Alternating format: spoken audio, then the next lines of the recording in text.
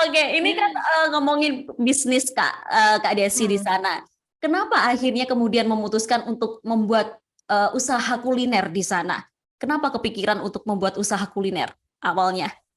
Iya, sebenarnya tuh, kayaknya kalau misalnya aku lihat sekarang dan aku kilas balik, aku tuh selalu terekspos sama dunia F&B. Karena emang dari kecil, ibu aku itu tuh nggak pernah yang cuman dia itu ibu rumah tangga, cuman dia tuh nggak pernah yang kayak diem aja. Jadi selalu ngebuat kue, dari kue kering, abis itu bolu segala macem, dan aku tuh selalu bantu. Dan aku Ah, suka banget gitu loh, walaupun cuman ngehias-hias kue, pokoknya yang, sederhana-sederhana aja lah, mau karena anak kecil kan. Jadi ngebentuk-bentuk kue, ngehias-hias kue, itu pertama udah terekspos dari situ. Habis itu pas aku S1 di Bali, aku tuh kerja part-time juga gitu di Starbucks, dan aku seneng aja gitu ketemu sama orang, terus, aku senang di dunia F&B sih lebih tepatnya. Jadi mm-mm, aku emang ekstrovert banget dan aku senang aja gitu, di dunia service juga gitu. Terus habis itu aku dan partner aku, Alina, mm-mm. partner bisnis aku, kita tuh ngelihat ada peluang untuk makanan, makanan yang kita jual di Olesun. Karena kota aku itu termasuk ukuran kota kecil ya, jadi, belum banyak, orang-orang yang bermain di area yang aku mainin ini, gitu. Jadi emang dari secara persaingan untuk, makanan atau produk yang kita jual, itu masih sedikit gitu. Jadi ya gitulah, dari awalnya emang udah ada, senang di F&B, terus ngelihat peluangnya juga ada, ya jadi mengalir lah Hmm, semuanya jadi satu gitu. oke, yang penting adalah suka dulu ya Kak sama dunianya itu dulu ya Mhm, Kak ya. bener banget. Heeh, Karena semua kerjaan itu kan capek ya, tapi kalau mm-mm. misalnya kita ngerjain sesuatu yang kita suka, capeknya tuh beda gitu. Ya benar. Capeknya ada kepuasan sendiri dibandingin cuman capek tuh, "Ah, capek buat, ngengayain duit orang," gitu, atau capek buat orang lain punya kantong lebih besar daripada kita, kayak gitu-gitu, itu beda sih capeknya. Apalagi ini adalah usaha yang dibangun sendiri sama Kak Desi tentunya ya. Maksudnya Iya. bukan ikut sama orang lain gitu loh. Jadi kan usahanya lebih maksimal gitu buat mempertahankan atau membangun usahanya itu ya. Mhm. Sebenarnya sih usaha aku itu, franchise, jadi kita tuh beli franchise, jadi konsepnya tuh udah ada. Nah cuman, aku sama Alina itu tetap yang ngembangin, yang modifikasi resepnya sendiri sih. Jadi Oh, waktu kita dikirimin konsepnya, dikirimin menu dan segala macam, terus kita nyoba, untuk bikin dressing-nya sendiri, untuk bikin sushinya sendiri, kita tuh banyak nggak sukanya daripada sukanya. Jadi waktu itu tuh, kita mikir, kayaknya semuanya ini harus diganti, dan, akhirnya Alina, karena dia udah 12 tahun kerja di sushi restoran, oh dan ya. dia udah ahli banget di sushi, dia buat sendiri, untuk cuka sushinya, dan aku juga karena kita lidah Indonesia tuh kan lebih enak yang kayak ada pedes-pedesnya dikit ya, Ya. ada kayak sting-nya gitu. Jadi, dressing-nya itu juga aku buat agak lebih pedes gitu. Nggak, kalau kalau di ukuran orang Indonesia emang nggak pedes sama sekali sih, cuman maksudnya untuk ukuran sini tuh agak lebih, ada rasanya gitu loh. Oh, Bukan cuman manis, manis, asin doang gitu. asin-asin. Mm. Oh, Heeh, tetep ya. jadi Mm-mm. mhm, jadi Rasanya emang tetap kita berdua dibawa-bawa yang Indonesia. ngembangin. Oke. Yes, yes, yes.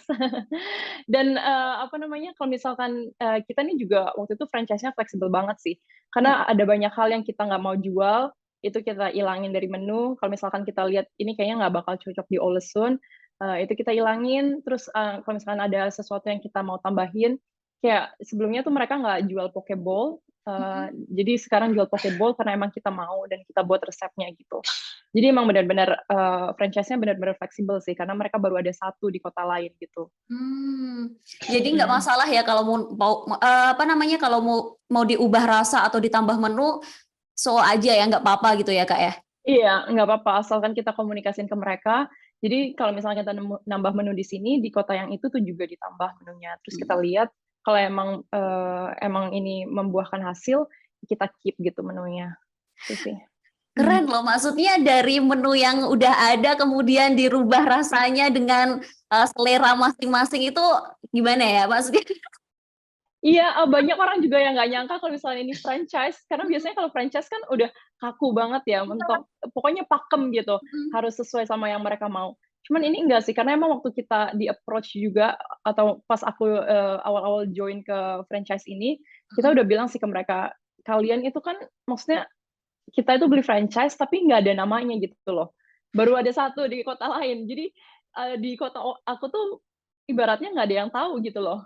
Ini Quick ini itu apa? Jadi emang dari awal kita juga harus apa ya, harus ekstra marketingnya juga Oh, karena emang banyak yang nggak tahu oke. Nah, gitu. ini yang paling Ya, penting. Karena ya, franchise-nya belum pernah maksudnya baru ada satu di kota lain. Kemudian ya. kenapa Kak Desi akhirnya berani untuk mengambil ini? Padahal belum ada yang tahu nih. Nah, Gimana akhirnya marketingnya? iya, itu tuh awalnya karena aku sama Alina itu kita berdua sama-sama foreigners. Jadi Ah, untuk urusan perizinan, aturan segala macam, itu kita kayak masih ngeblank gitu, nggak tahu mau gimana caranya. Dan aku tuh juga sebelumnya belum pernah memanage apapun. Jadi aku mikirnya waktu itu, oh oke, ini franchise, enaknya kan ada orang yang selalu bisa ditanya, ada orang yang selalu bisa meng-guide kita, apalagi untuk urusan perizinan, untuk urusan aturan, itu kan semua orang udah ada yang tahu lah, yang lebih tahu daripada kita kan. Jadi untuk area-area di situ tuh aman. Terus yang kedua, karena kita juga foreigners, jadi kita tuh nggak tahu kan selera masyarakat di sini tuh gimana. Jadi kalau misalkan kita ngejual sesuatu yang menurut kita enak, tapi menurut masyarakat di sini tuh kurang bisa diterima, mm, kan nanti ujungnya lagi bangkrut juga kan. Jadi ya benar. uh, jadi aku emang ngambil apa ya, lebih amannya aja sih, karena lebih ke kayak ada orang yang nge-guide-in kita gitu, yang ngasih tahu, yang selalu ngasih input gimana cara running bisnisnya, yang selalu ngasih masukan gitu. Itu sih salah satunya, atau ya faktor terbesarnya kenapa kita ambil franchise. Hmm. Terima kasih sudah nonton. Jangan lupa like, subscribe, dan share ya.